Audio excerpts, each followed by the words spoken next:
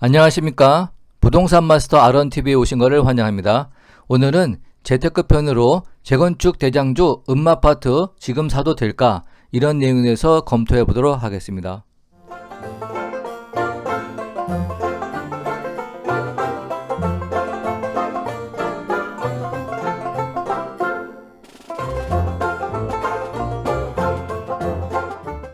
먼저 도시 및 주거 환경 정비법에 의한 재건축 절차를 개략적으로 보시도록 하겠습니다. 특별시장, 광역시장, 도지사, 시장은 도시 및 주거 환경 정비 기본 계획을 10년 단위로 수립을 하고 5년마다 타당성을 조사해서 반영하도록 되어 있습니다. 이렇게 정비 기본 계획이 수립이 되면은 정비계획 위반권자는 정비계획 수립 시기가 도래한 때에 안전진단을 실시해야 합니다.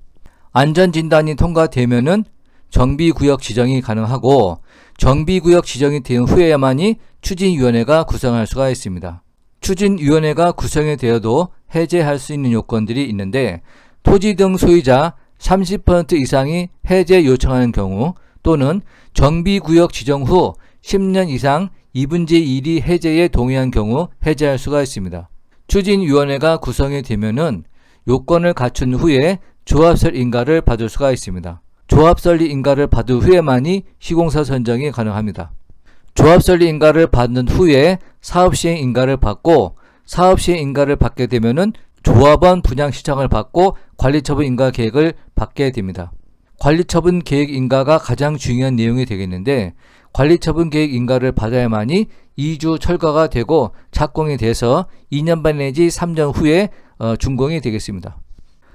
여기서 주의할 점이 조합설립 인가를 받은 후에 사업시행 인가를 받아야 되는데 특별시장, 도지사 등은 주택시장이 불안정한 경우 주거환경정책심의회 심의로 사업시행 인가, 관리처분계획 인가 시기를 조정하도록 시장, 군수, 구청장에게 요청할 수가 있습니다. 따라서 조합시행 인가를 받았어도 사업시행 인가와 관리처분계획 인가는 언제 될지 불확실한 것이 문제가 되겠는데 이를 감안해서 이주 계획이라든지 분양 계획을 참고하셔야 되겠습니다.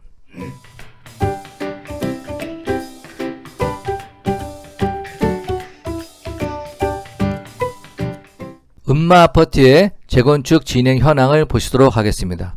재건축 추진위원회는 법 제31조에 의해 정비구역 지정 후 토지 등 소유자 2분의 1 동의를 얻어 구성이 가능하고 조합설립 인가는 동별 토지 소유자 등 2분의 1 이상, 전체 토지 등 소유자 4분의 3, 75% 이상, 전체 토지 면적 4분의 3 이상 소유자의 동의를 얻어야 합니다.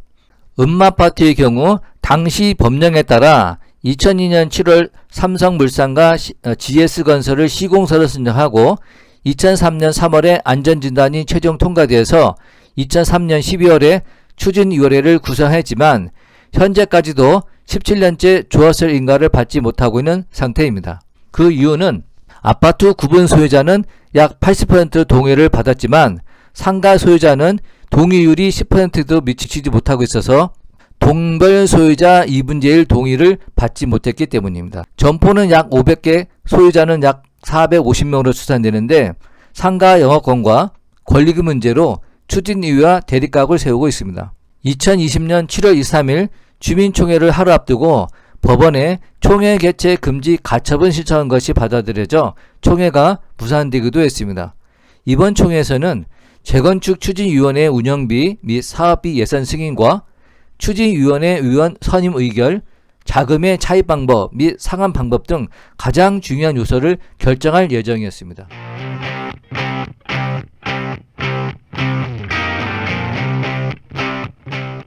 재건축에서 문제되는 것이 재건축 초과이익 환수제가 다시 시행하고 있다는 내용이 되겠습니다.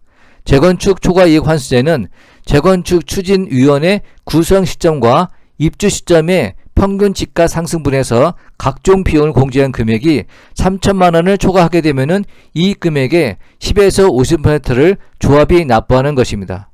이 제도는 2006년에 시행되었다가 주택경기 침체로 2013년부터 2017년까지 유예되었고 2018년부터 재시행하고 있으며 한남연립조합에서 2014년 9월 위헌소송을 제기했으나 2019년 12월 헌법재판소로부터 합헌 판결이 나왔습니다. 이에 전국 62개 재건축 조합에 2,533억 원을 통지한 바가 있습니다. 또한 국토부는 2020년 6월 17일 강남 5개 단지 대상으로 시뮬레이션한 결과 1인당 평균 4억 4천만 원에서 5억 5천만 원의 부담금을 내야 하고 한 단지는 최고 7억 300만 원까지 나오기도 했습니다.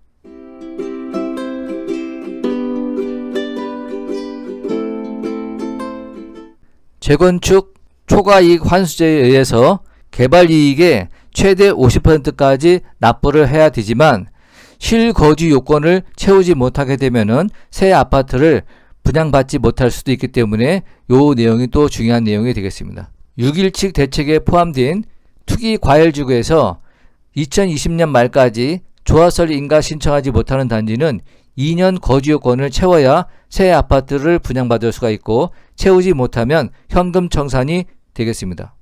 이런 이유로 전세 매물이 부족해서 음마아파트 전용 25평 아파트가 지난 6월 26일 6억 9천만 원의 전세 계약에 대해서 한 달 전보다 1억 원 이상 폭등한 경우가 있습니다. 최근 음마아파트 인근 인테리어 사무실에는 공사 계약서가 수북이 쌓여 있는데 3천만 원에서 5천만 원이 들어가는 수리기간 1개월짜리 올 수리 공사가 대부분입니다. 집을 새 놓았던 집주인들이 2년 실거주 요건을 채우기 위해 의뢰한 것이 되겠습니다. 일부는 부산에 거주하는 집주인이 상경하여 입주하기 위해 4천만 원을 들여 올 수리라는 경우도 있었습니다. 계획이 없던 서울살이가 시작이 된 것입니다.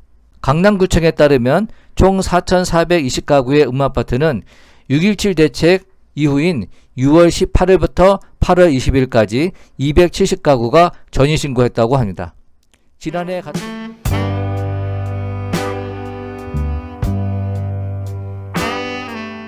6.19 대책을 통해 재건축 조합원 1인이 같은 재건축 단지에 여러 가구를 보유해도 새 아파트를 1가구만 받고 나머지는 현금 청산해야 한다는 규제를 도입했습니다.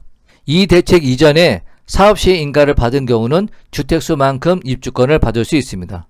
하지만 또 같은 해 8.2 대책으로 투기과열지구 내 재건축 아파트 조합원 지위 양도를 금지해서 문제가 되는데 조합설 인가를 받게 되면은 원칙적으로 완공할 때까지 집을 팔 수가 없게 된 것입니다.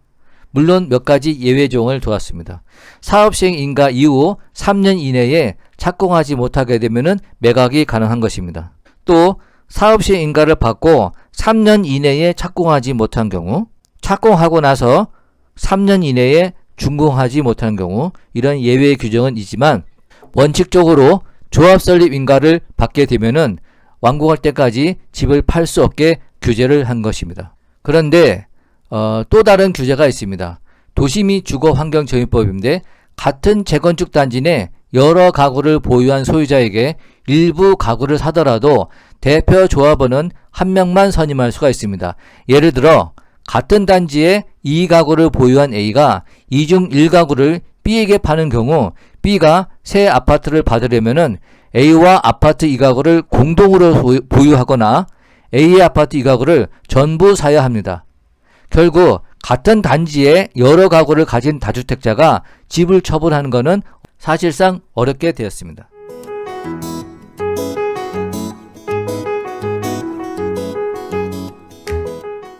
이렇게 다주택자의 주택을 매입한 경우 여러 가지 발생하는 문제가 있는데 만약 A가 B에게 아파트를 팔더라도 재건축 조합원이 아닌 만큼 B는 강제로 현금 청산 대상이 될 수가 있습니다.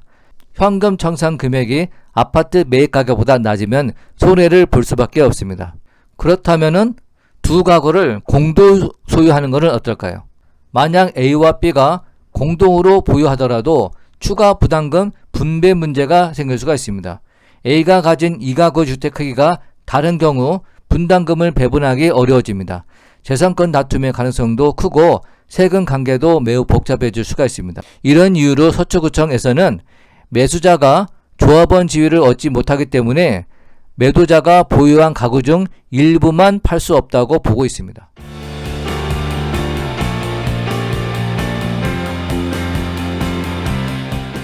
법원 경매를 통해서 매수하는 경우도 유의해야 되겠습니다.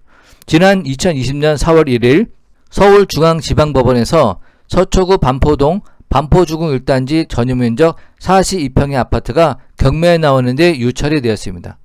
감정가는 41억 9천만 원이고 최저가는 33억 5,200만 원이었습니다. 시세는 42억 원대입니다. 일각에서는 부동산 대세 하락의 전조라고 해석하기도 했지만 그거는 아닙니다. 해답은 매각 물건 명세서에 나와 있습니다. 본건은 재건축 부동산으로 조합원 지위를 유지할 것을 전제로 입주권을 고려하여 감정평가했으나 조합원 지위가 승계되지 않는 현금청산 대상임을 표시하고 있습니다. 여기서 현금청산이란 새 아파트를 배정받지 못하고 종전자산평가에 감정평가에 곱하기 비례를 곱한 것만큼 보상을 받고 재건축 사업에서 빠지는 것을 말합니다. 서울 등 투기과열지구에서는 조합설 인가 후에는 조합원 지위 양도가 금지가 되는데 예외적으로 10년 보유 5년 거주한 1주택자 등 예외가 있지만 이 물건은 그 어디에도 해당되지 않아 현금청산 대상입니다. 이 물건의 자산평가액은 32억 6,200만 원으로 예상되기 때문에 이 금액 아래로 응찰을 해야 할 것입니다. 결과는 어떻게 되었을까요?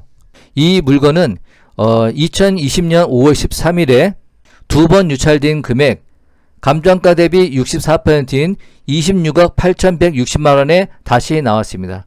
이 금액은 종전가격 평가액 32억 6,200만 원보다 싸기 때문에 응찰을 하게 되면은 그 차액을 수익으로 남길 수가 있습니다. 이런 이유로 입주권이 나오지 않아도 두 명이 응찰해서 최고가 매수 신고인은 27억 2,500만 원 감정가 대비 65.04%의 낙찰을 받았고 최고가와 차순위는 280만 원 차이가 되겠습니다. 참고로 반포주공 1단지 아파트는 2018년 12월 4일에 관리처분 인가 계획을 받았기 때문에 자산평가액을 알 수가 있고 그 금액은 32억 6,200만 원이 되겠습니다. 따라서 현금 청산이 된다 하더라도 당장 5억 원 이상의 수익을 볼 수가 있겠습니다. 이런 물건을 잘 찾아보시기 바랍니다.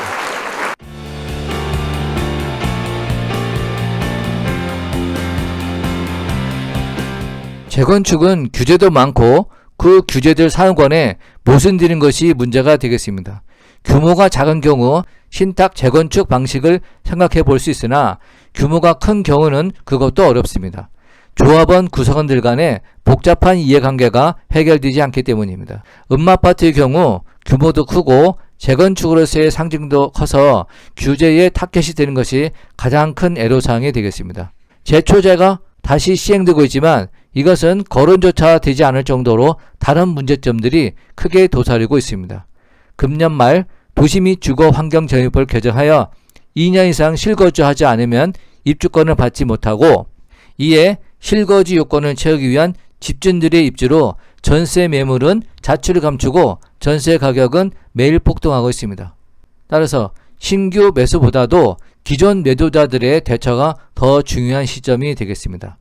매수자 입장에서도 매수할 가치가 있는지 곰곰이 따져보셔야 되고 똘똘한 한 채를 필요로 하기 때문에 음마아파트에 대한 매수세는 계속 이어질 것이라고 예상이 됩니다.